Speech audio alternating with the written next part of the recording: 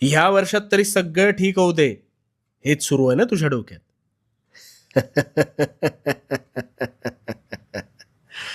पलटतील.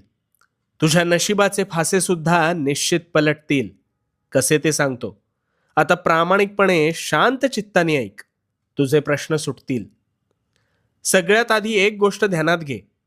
नवीन वर्षात तू जुनाच राहिलास तर तुझ्या आयुष्यात काहीच नवीन घडणार नाही. गोंधळलास ना?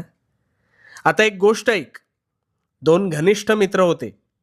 एक हलाखीच्या परिस्थितीतून संघर्षातून जात होता, तर दुसरा ऐशोआरामी जीवन जगत सुखाचा उपभोग घेत होता. त्या गरीबाला नेहमी वाटायचं आपल्यावर देवाने काहीतरी अन्याय केलाय. पण हा श्रीमंत मात्र कधीही उठायचा, कधीही झोपायचा, आयते अरबट चरबट खायचा. काही वर्ष सरली. गरीब मेहनत करत होता,